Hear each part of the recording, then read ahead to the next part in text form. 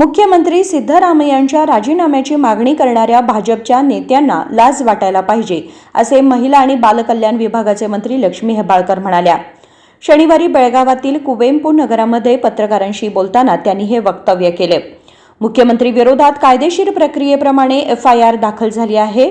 आम्ही तपासाला सामोरे जाऊ, असे सिद्धरामय्यांनी स्पष्ट केलं आहे. कुठल्याही भीतीने मागे हटणार नाही आणि दबावाखाली येणार नाही, असे त्यांनी सांगितले.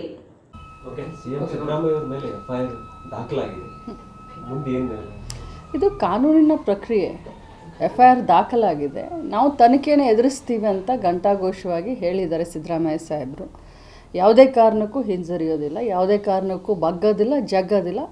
ನಾವು ಕಾನೂನಿನ ಪ್ರಕಾರ ಏನು ತನಿಖೆ ಆಗುತ್ತೋ ಅದನ್ನು ಎದುರಿಸ್ತೀವಿ. FIR ದಾಖಲಾದ ನಂತರ ಬಿಜೆಪಿ ಅವರು ರಾಜೀನಾಮೆ ಕೊಡಬೇಕಂತ ಹೇಳಿ ಸಾಕಷ್ಟು ಒತ್ತಡ ಮಾಡ್ತಾರೆ.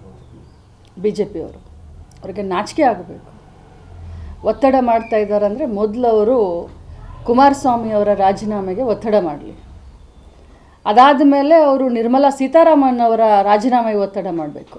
ನರೇಂದ್ರ ಮೋದಿಜಿಯವರ ರಾಜೀನಾಮೆಗೆ ಒತ್ತಡ ಮಾಡಬೇಕು. ಯಾಕಂತಂದರೆ ಸುಪ್ರೀಂ ಕೋರ್ಟು ಇದು ಇಲೆಕ್ಟ್ರಾಲ್ ಬಾಂಡ್ 6,000 ಕೋಟಿ ಹಗರಣ ಏನಾಯಿತು, ಸುಪ್ರೀಂ ಕೋರ್ಟ್ ಛೀಮಾರಿ ಹಾಕಿ ಈ ಒಂದು ದೇಶದ ವಿತ್ತ ಸಚಿವರಾದಂಥ ಫೈನಾನ್ಸ್ ಮಿನಿಸ್ಟರ್ ಆದಂಥ ನಿರ್ಮಲಾ ಸೀತಾರಾಮನ್ ಅವ್ರ ಮೇಲೆ FIR ಫೈಲ್ ಮಾಡಬೇಕು ಅಂತ ಏನು ಆದೇಶವನ್ನು ಮಾಡಿತ್ತು, ಮೊದಲು ಅದನ್ನು ಪಾಲಿಸಲಿ.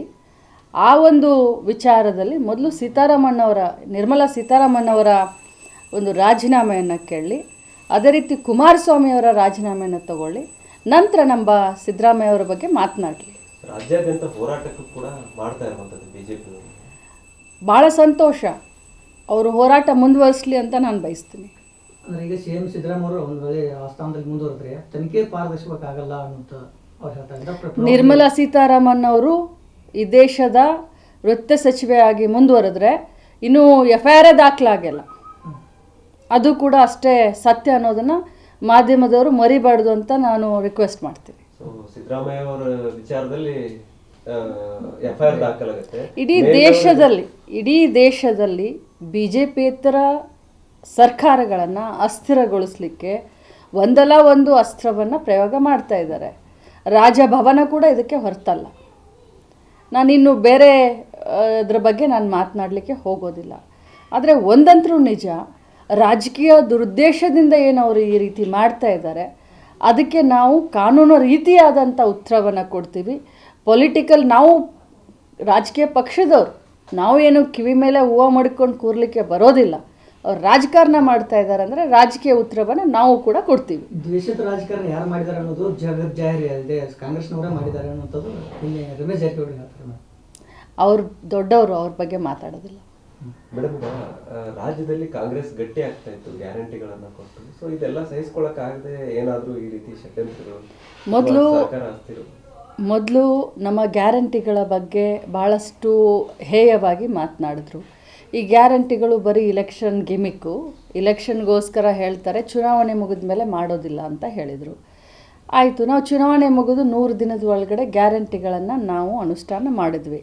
ಗ್ಯಾರಂಟಿ ಪ್ರಸಿದ್ಧಿ ಆಗೋಕ್ಕೆ ಸ್ಟಾರ್ಟ್ ಆಯಿತು. ಗ್ಯಾರಂಟಿಯಿಂದ ಬೊಕ್ಕಸ ಖಾಲಿ ಆಗ್ತಾ ಇದೆ, ಅಭಿವೃದ್ಧಿ ಕುಂಠಿತ ಆಗ್ತಾ ಇದೆ ಅಂತ ಬೀದಿಯಲ್ಲಿ ಮಾತನಾಡೋಕ್ಕೆ ಶುರು ಮಾಡಿದರು.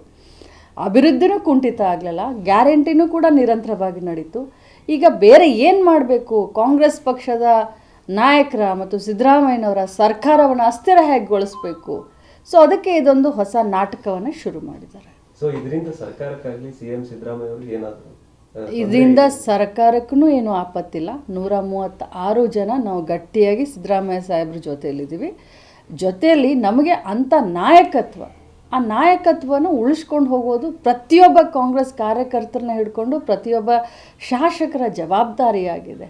ಅಂತ ಧೀಮಂತ ನಾಯಕ ನಮಗೆ ಇದ್ದಾರೆ ಅಂತಂದರೆ ನಾವು ಹೆಮ್ಮೆ ಪಡ್ತೀವಿ. ಸಿದ್ದರಾಮಯ್ಯನವರ ನೇತೃತ್ವದಲ್ಲಿ ನಾವೆಲ್ಲ ಮುಂದುವರಿತೀವಿ. ರಾಜ್ಯಪಾಲರನ್ನ ಹೀನಾಯವಾಗಿ ನಡೆಸ್ಕೊಂಡಿದ್ದಾರೆ, ಅವರಿಗೆ ಗೌರವ ಕೊಟ್ಟಿಲ್ಲ, ಅವರೊಂದು ಹಳೆಯ ಸ್ಥಾನದಲ್ಲಿದ್ದರೆ ಕಾಂಗ್ರೆಸ್ನವರು ಹೀನಾಯವಾಗಿ ನಡೆಸ್ಕೊಂಡಿದ್ದಾರೆ ಅಂತ ನೋಡಿ. ಕಾನೂನಿನ ಸಂವಿಧಾನವಾದಂಥ ಒಂದು ಸ್ಥಾನ ರಾಜ್ಯಪಾಲರ ಸ್ಥಾನ. ಹೀನಾಯವಾಗಿ ಯಾರೂ ನಡೆಸ್ಕೊಂಡಿಲ್ಲ. ಅವ್ರಿಗೆ ಕೊಡಬೇಕಾಗಿರುವಂಥ ಗೌರವವನ್ನು, ಅವ್ರಿಗೆ ನೀಡಬೇಕಾಗಿರುವಂಥ ಸಕಲ ಒಂದು ಸನ್ಮಾನವನ್ನು ಸರ್ಕಾರ ಆಗಲಿ ನಾವಾಗಲಿ ಎಲ್ಲ ಕೊಟ್ಟಿದ್ದೀವಿ. ರಾಜ್ಯಪಾಲರು ಒತ್ತಡದಲ್ಲಿದ್ದಾರೆ. ರಾಜ್ಯಪಾಲರು ಕೇಂದ್ರ ಸರ್ಕಾರದ ಕೈಗೊಂಬೆ ಆಗಿದ್ದಾರೆ, ಇಷ್ಟು ಹೇಳಲಿಕ್ಕೆ ಬಯಸ್ತೀನಿ. ಮೇಡಮ್, ಈ ಮೂಡಾ ಪ್ರಕರಣದಿಂದ ಸರ್ಕಾರ ಏನೋ ಶೇಕ್ ಮಾಡುವಂತದ್ದು ಏನಾದ್ರು ಆಗ್ತಾ ಇದೆ? ಯಾಕಂದ್ರೆ 136 ಸೀಟ್ ಇದ್ರೂ ಕೂಡ ಈ ಮಹಾರಾಷ್ಟ್ರದಲ್ಲೆಲ್ಲ ಅಂಜಿಸಿ ಅವರು ತಗೊಂಡು ಇದು ಮಹಾರಾಷ್ಟ್ರ ಅಲ್ಲ, ಮೂಡಾ ಪ್ರಕರಣ ಅಲ್ಲ. ಇಂಥ 10 प्रकरण ಬಂದರೂ ಕೂಡ ಸಿದ್ದರಾಮಯ್ಯನವರು ನಿಭಾಯಿಸ್ತಾರೆ. सर्वप्रथम गॅरंटीबद्दल चुकीचे बोलले गेले. गॅरंटीची प्रसिद्धी होताच तिजोरीवर भार पडत असल्याचे सांगितले. सिद्धरामय्या सरकार अस्थिर करण्यासाठी नवे नाटक सुरू आहे. त्याने सरकारला काही धोका नाही, सर्व आमदार त्यांच्या सोबत आहेत. असा धाडसी नेता आमच्या सोबत असल्याचा आम्हाला अभिमान असल्याचं त्या म्हणाल्या. विनोद कोलकार, KMM मराठी, बेळगाव.